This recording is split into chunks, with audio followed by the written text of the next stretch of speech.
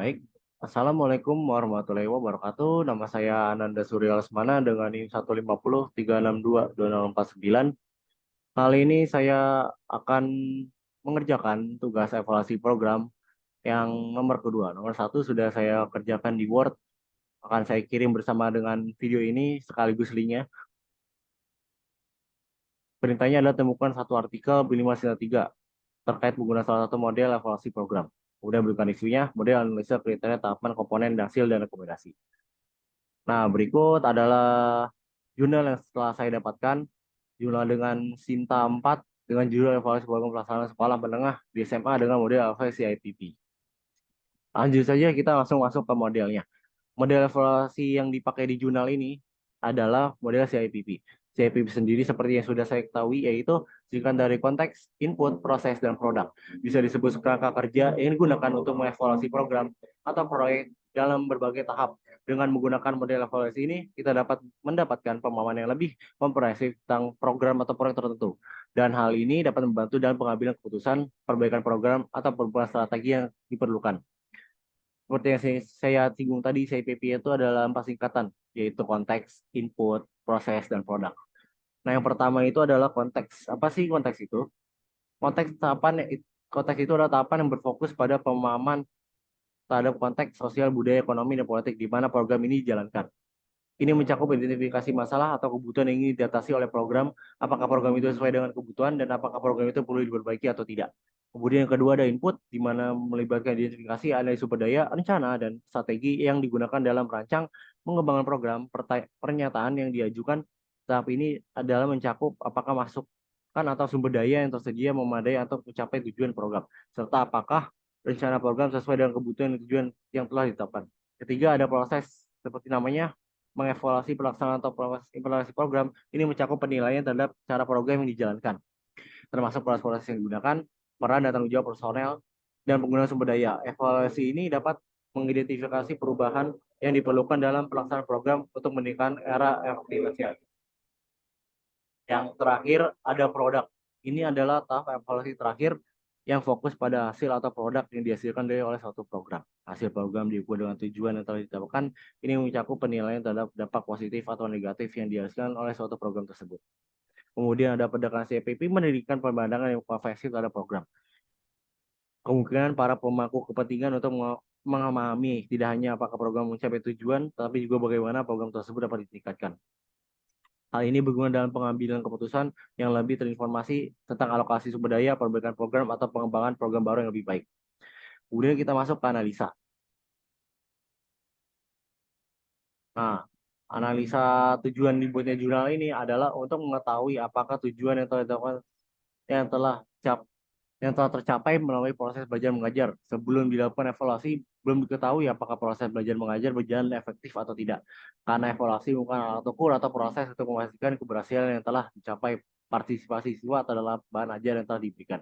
Maka evaluasi secara tepat akan menguatkan tujuan pembelajaran secara keseluruhan yang tidak dapat dipisahkan dari kegiatan mengajar. Oleh sebab itu, maka evaluasi sangat dibutuhkan dalam proses belajar dan dalam mengajar.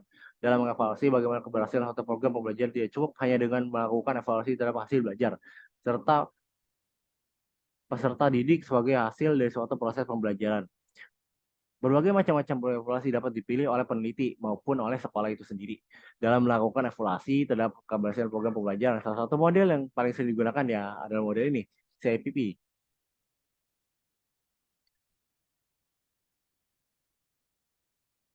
Nah, temuan penelitian dengan menggunakan CIPP dilihat dari aspek itu, bahwa penerapan kurikulum sekolah penggerak telah sesuai dengan tujuan pembelajaran untuk meningkatkan kualitas si pembelajaran, kualitas kompetensi kepala sekolah, kualitas guru, percepatan digital dari sekolah, profil pelajar Pancasila dapat bersaing di dunia kerja atau pendidikan, serta perubahan potensi akademik yang lebih unggul nantinya.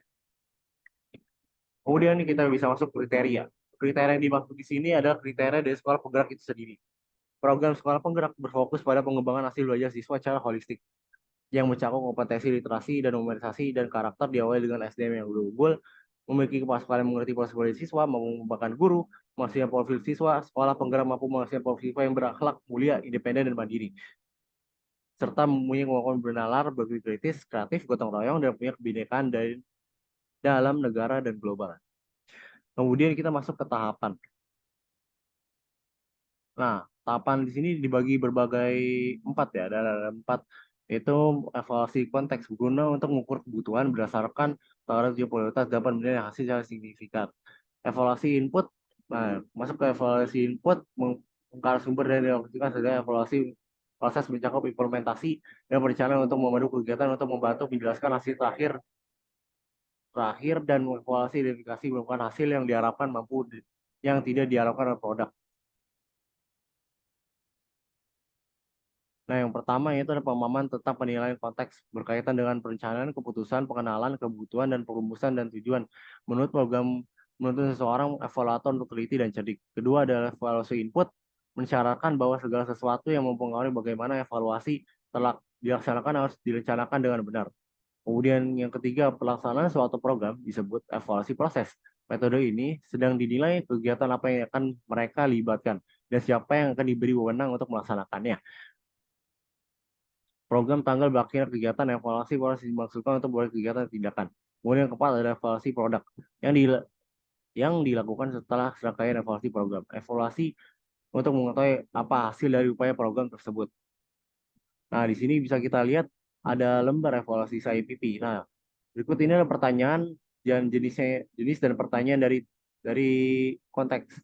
Ada 8 pertanyaan, ada tingkat kesesuaian kurikulum, tingkat kurikulum dengan keadaan saat ini, pemahaman kepala sekolah, pemahaman guru, tingkat kemudahan guru, dan lain-lain.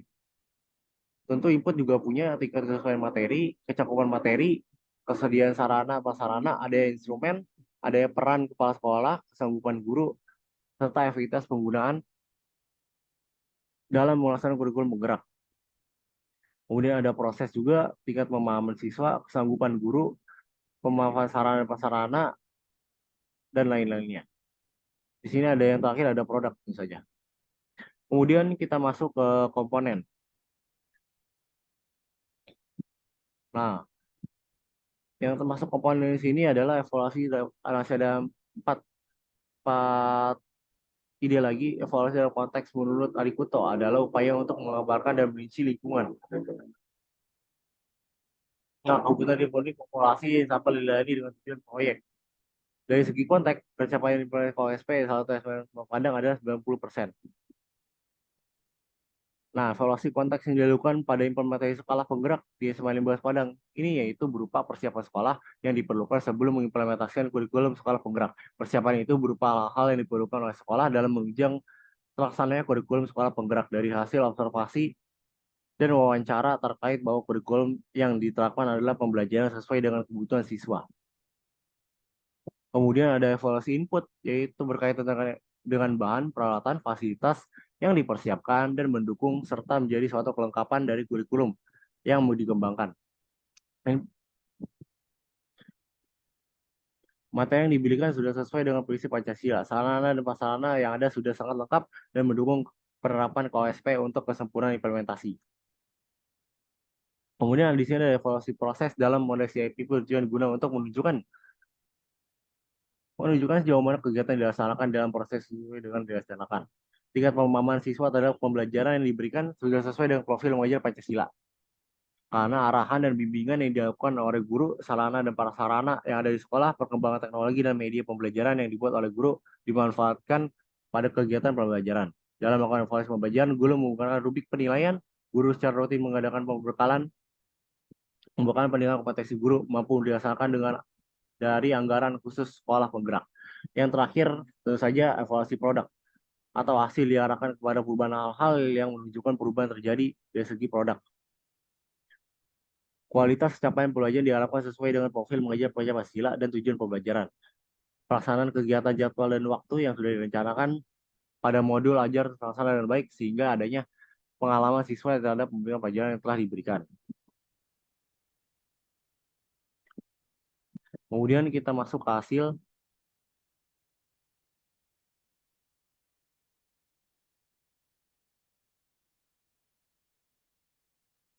Nah, dari hasil angket dan wawancara dapat disimpulkan bahwa kepala sekolah dan guru-guru di SMA Kota Padang sudah paham dengan konsep KOSP, sehingga guru-guru dapat mengimplementasikannya di kelas dengan baik.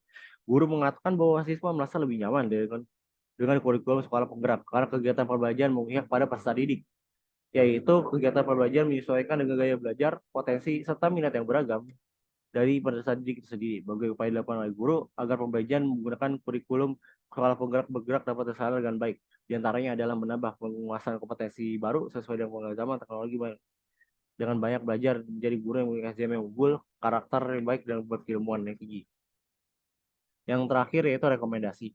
Mengungkapkan evaluasi penerapan kurikulum sekolah penggerak dalam aspek konteks yaitu penerapan kurikulum sekolah penggerak sesuai dengan kebutuhan siswa, tujuan pembelajaran, pengembangan zaman.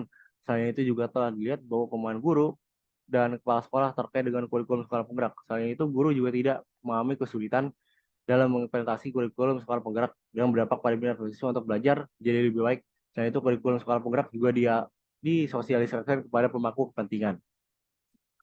Nah, menurut saya nih, model CIPP dari jurnal yang ini itu punya kekurangan. Model CIPP memiliki banyak komponen dan langkah yang harus diikuti, yang dapat membuatnya menjadi proses yang rumit dan memakan waktu. Ini bisa jadi kendala terutama jika evaluasi perlu dilakukan dengan sumber daya yang terbatas. Contohnya itu nih, kita bisa lihat di sini ya, ada pertanyaan itu banyak banget. Jadi kemungkinan besar jadi kendala terutama evaluasi dengan sumber daya yang terbatas. Jadi kurangnya waktu, jadi waktunya lebih termakan banyak. Kemudian kesulitan dalam mengukur efek jangka panjang. Model CIP ini lebih fokus untuk pada evaluasi jangka pendek atau menengah daripada pada dampak panjang suatu program atau proyek. Ini bisa jadi kendala jika kita perlu menilai hasil dalam jangka yang panjang. Membutuhkan kalian khusus tentu saja. Pelaksanaan oleh CIP memerlukan kalian khusus dalam evaluasi program. Orang yang tidak terlatih mungkin memiliki kesulitan dalam merancang dan melakukan evaluasi sesuai dengan model yang ini. Kemudian tidak cocok untuk semua program. Ya tentu saja, model CIP mungkin tidak cocok untuk semua jenis program atau proyek, terutama program-program yang sifatnya sangat sederhana atau sangat kompleks. Mungkin memerlukan pendekatan evaluasi yang berbeda. Kira-kira begitu saja. Sekian dari saya. Bila ada kurangnya mohon dimaafkan. Bila taufik walhidayah. Wassalamualaikum warahmatullahi wabarakatuh.